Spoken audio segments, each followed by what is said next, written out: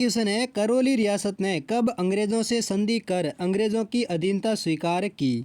तो इस सवाल का सही जवाब देगा ऑप्शन है सी, यानी 15 नवंबर 1817 में करौली रियासत है जिन्होंने सबसे पहले अंग्रेजों से संधि कर अंग्रेजों की अधीनता को स्वीकार किया था। किस रियासत ने? करौली रियासत ने 15 नवंबर 1817 में। जबकि सबसे अंत में अंग्रेजों से संधि करने वाली रियासत कौन सी थी? वो थी सिरोही रियासत, जिन्होंने सबसे अंत में अंग्रेजों की अधीनता को स्वीकार किया था। और सबसे पहले किसने स्वीकार की थी? करौली रियासत ने 15 नवंबर 1817 को। नेक्स्ट अगला दूसरा क्वेश्चन है, नाथद्वार संप्रदाय के केंद्रीय मठ की स्थापना किस स्थान पर हुई थी? तो इस सवाल का सही जवाब देगा ऑप्शन बी, यानी नाथद्वार संप्रदाय के केंद्रीय मठ की स्थापना है वो जोधपुर के महामंदिर में हुई थी, जिसकी स्थापना महाराजा मान सिंह द्वारा की गई थी। किसके द्वारा? जोधपुर के महाराजा मान सिंह के द्वारा नाथ संप्रदाय केंद्रीय मठ की स्थापना की गई थी। अगला नेक्स्ट तीसरा क्वेश्चन है, राजस्थान सरकार द्वारा प्रदेश में प्रत्येक वर्ग के लिए न्यूनतम मजदूरी में कितने रुपए की वृद्धि की गई? तो इस सवाल का सही जवाब देगा ऑप्शन सी, यानी फरवरी 2022 में राजस्थान सरकार ने प्रदेश के प्रत्येक वर्ग के लिए न्यूनतम जो मजदूरी दर हैं उसमें 7 रुपये की बढ़ोतरी की हैं। और ये दरें हैं जो 1 जुलाई 2022 से लागू होगी, यानी प्रत्येक वर्ग के 7 रुपये की वृद्धि मजदूरी में की गई हैं। और किसने की है? राजस्थान सरकार ने। अगला नेक्स्ट चौथा क्वेश्चन है, मेवाड़ प्रजामंडल की स्थापना साल 1938 में किसके द्वारा की गई थी? तो इस सवाल का सही जवाब देगा ऑप्शन ए, यानी मेवाड़ प्रजामंडल की स्थापना है जो साल 1938 में माणिक्य लाल वर्मा द्वारा की गई थी। नेक्स्ट अगला पांचवा क्वेश्चन है, राजस्थान लोक साहित्य में किस देवी देवता का गीत सबसे लंबा है? तो इस सवाल का सही जवाब देगा ऑप्शन बी, यानी जीण माता देवी का सबसे लंबा गीत है। जबकि लोक देवता रामदेव जी का सबसे लंबा गीत है। अगर देवी का पूछे तो जीण माता का, और देवता का पूछे तो रामदेव जी का सबसे लंबा गीत है। जबकि सबसे लंबी फड़ है वो देव नारायण जी की फड़ मानी जाती हैं। अगला नेक्स्ट छठा क्वेश्चन है, सारंगी किस प्रकार का एक वाद्य यंत्र है? तो इस सवाल का सही जवाब देगा ऑप्शन ए, यानी सारंगी है जो एक तत्वाद यंत्र हैं।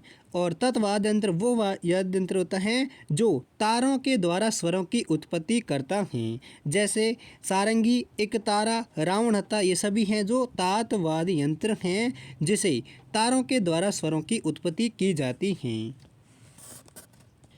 अगला नेक्स्ट सातवां क्वेश्चन है, राजस्थान के किस बजट में पर्यटन को उद्योग का दर्जा देने की घोषणा की गई है? तो इस सवाल का सही जवाब देगा ऑप्शन सी, यानी राजस्थान के वर्तमान मुख्यमंत्री अशोक गहलोत द्वारा पेश किए गए राज्य बजट साल 2022-23 में पर्यटन क्षेत्र को बढ़ावा देने के लिए पर्यटन को उद्योग का दर्जा दिया गया है। किस बजट में? 22-23 बजट में। नेक्स्ट आठवां क्वेश्चन है, राजस्थान में प्रथम सूती वस्त्र मिल की स्थापना कहाँ की गई?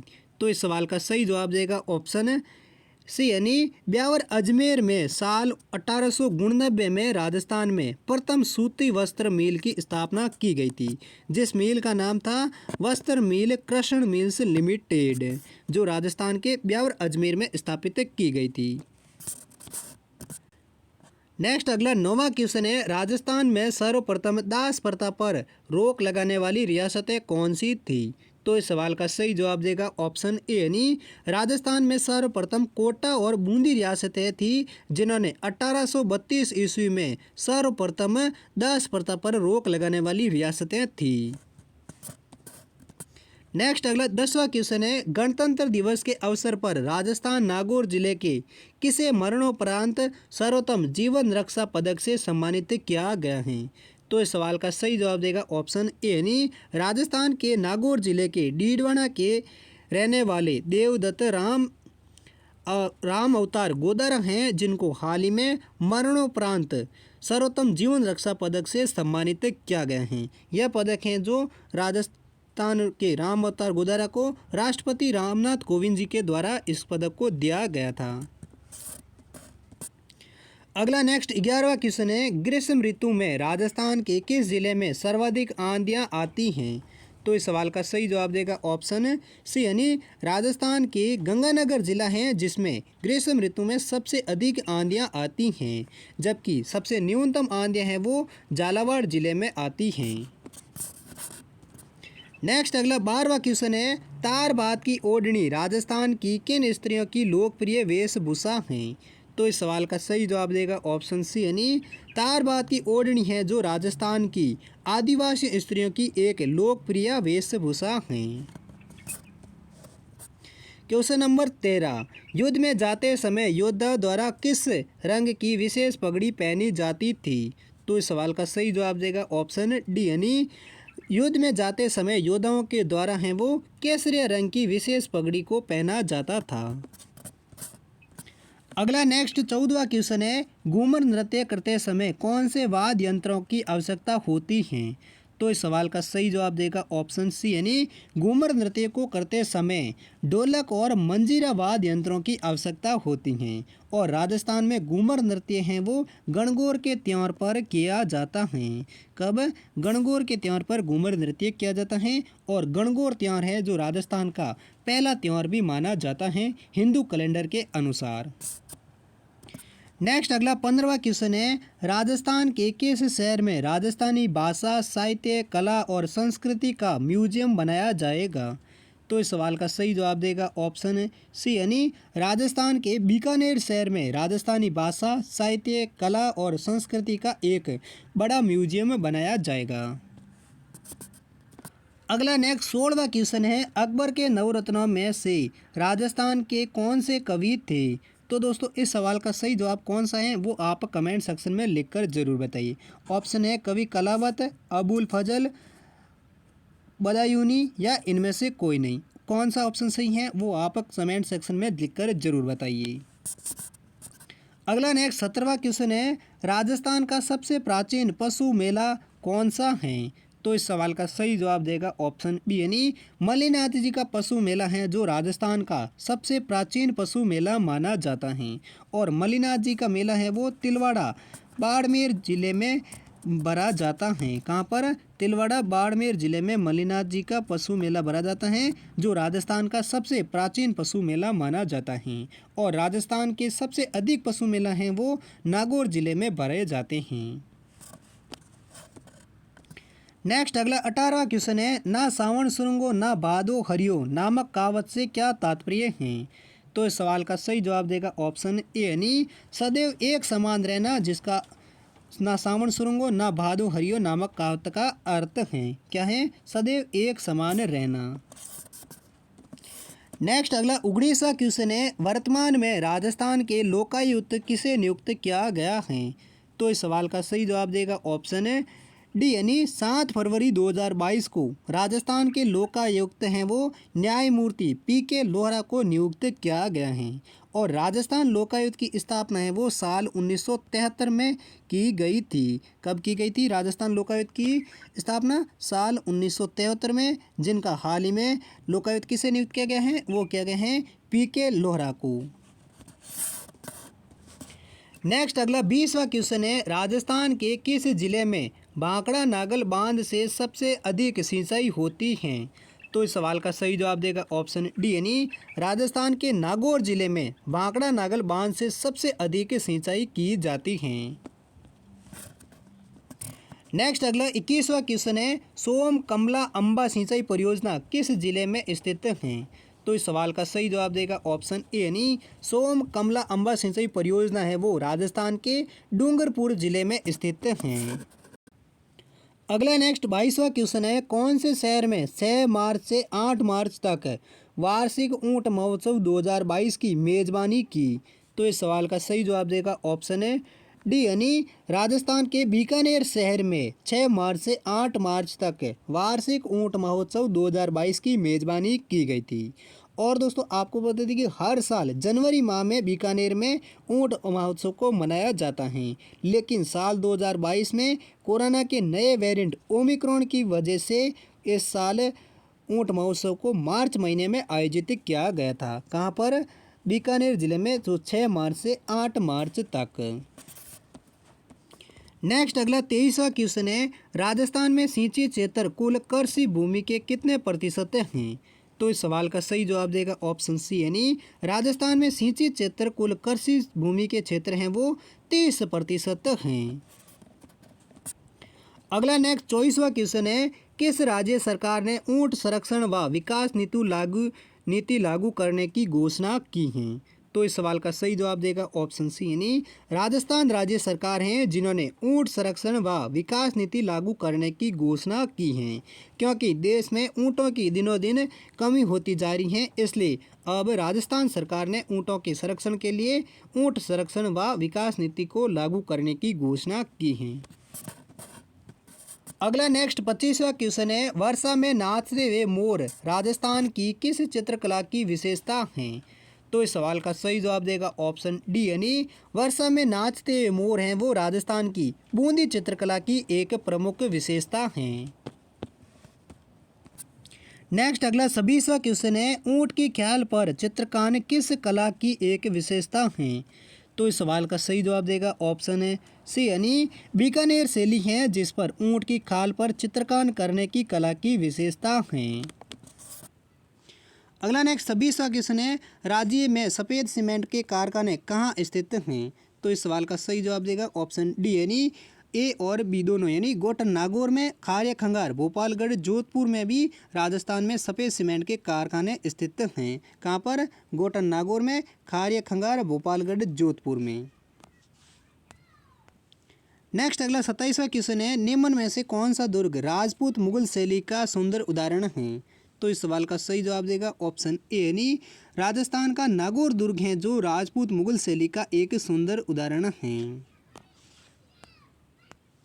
अगला नेक्स्ट 28वां क्वेश्चन है, किस हाड़ा शासक द्वारा विजयदशमी के दिन कोटा में प्रसिद्ध दशहरा मेला का आयोजन शुरू किया गया?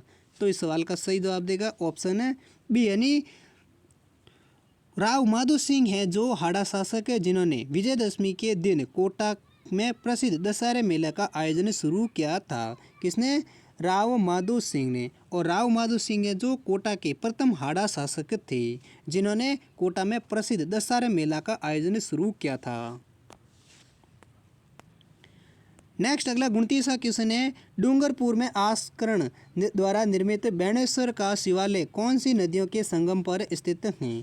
तो इस सवाल का सही जवाब देगा ऑप्शन बी, यानी डूंगरपुर में आस्करण द्वारा निर्मित बेणेश्वर का शिवालय है वो सोम और माही नदियों के संगम पर स्थित हैं। अगला नेक्स्ट 30वां क्वेश्चन है, मेवाड़ का खजुराहो किस मंदिर को कहा जाता है? तो इस सवाल का सही जवाब देगा ऑप्शन ए, यानी अंबिका मंदिर जो उदयपुर में स्थित है जिसे मेवाड़ का खजुराहो कहा जाता है। किस मंदिर को कहा जाता है? अंबिका मंदिर जो उदयपुर जिले में स्थित है। नेक्स्ट अगला 31वां क्वेश्चन है, राजस्थान में सर्वप्रथम दास प्रथा पर रोक लगाने वाली रियासतें कौन सी थी? तो दोस्तों राजस्थान में सर्वप्रथम दास प्रथा पर रोक लगाने वाली रियासतें कौन सी थी? इसका सही जवाब कौन सा है वो आप कमेंट सेक्शन में लिखकर जरूर बताइए। ऑप्शन है कोटा और बूंदी रियासतें, ऑप्शन बी है धौलपुर और भरतपुर रियासतें, ऑप्शन सी है कोटा और झालावाड़ रियासतें, या अलवर और भरतपुर रियासतें। इन चारों में से कौन सा ऑप्शन सही है वो आप कमेंट सेक्शन में लिखकर जरूर बताइए। नेक्स्ट अगला 32वां क्वेश्चन है, तारबात की ओढ़नी राजस्थान की किन स्त्रियों की लोकप्रिय वेशभूषा है? तो इस सवाल का सही जवाब देगा ऑप्शन सी, यानी तारबात की ओढ़नी है जो राजस्थान की आदिवासियों स्त्रियों की एक लोकप्रिय वेशभूषा है।